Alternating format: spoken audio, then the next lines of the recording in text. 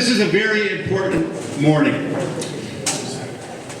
This is a morning where I am asking every single person in this room for your help. What we need in this community is we need this to be a community where our residents can work with and respect our police officers. And we need this to be a community where our police officers work with and respect our residents. That it has to be a two-way street for this to work. I'm well aware of the conditions of our community. We have far too much poverty in the city of Milwaukee. And I'm sure part of our conversation this morning is going to be about jobs and what we do to create hope and opportunity in people's lives.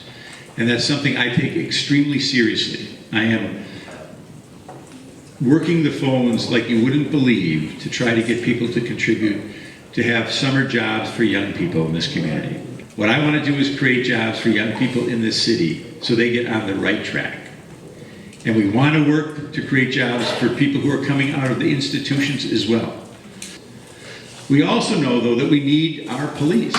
And we need our police to be engaged. And as important as the police are, I am 100% convinced that the faith community can reach people that our police can never reach. That's right. I am 100% convinced that you can reach. I need you to be engaged. I need you to send the message from the pulpit, from your church dinners, in your meetings. Look, if you say you have to carry a gun to protect yourself to go wherever, maybe you shouldn't be going there. And we can change this in the streets that are most marked by violence in the city. So I'm here today, and I thank everybody for being here, because this is important. It never ceases to amaze us in the police world that despite all the talk about crime and all the news coverage about crime, how little people actually know about how it affects which neighborhoods and how much.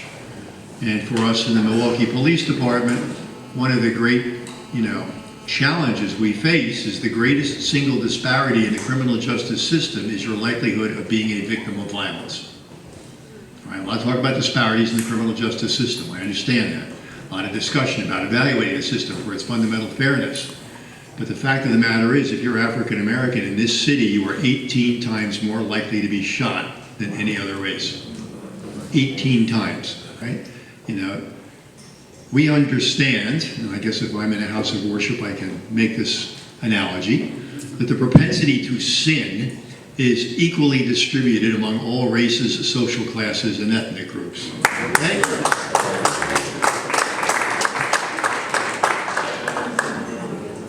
But public space violence is the province of the poor. Okay? It's not about whether or not everybody breaks the law and certain kinds of laws and drug laws in equal amounts. It's who controls public space violence. And the best example I can give is if I ask a random sample of people what the nickname is for a prison transport van, what will you say?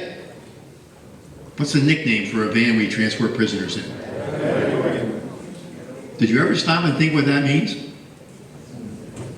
What's a paddy? So all those German guys that were driving my people in the back of their prison van, okay, nicknamed them paddy wagons, and it's across the country. And all I'm driving at is, that's who controlled public space violence in the 1800s and the early 1900s. All right, so we're dealing with an outcome, all right, a symptom that correlates with a lot of other issues.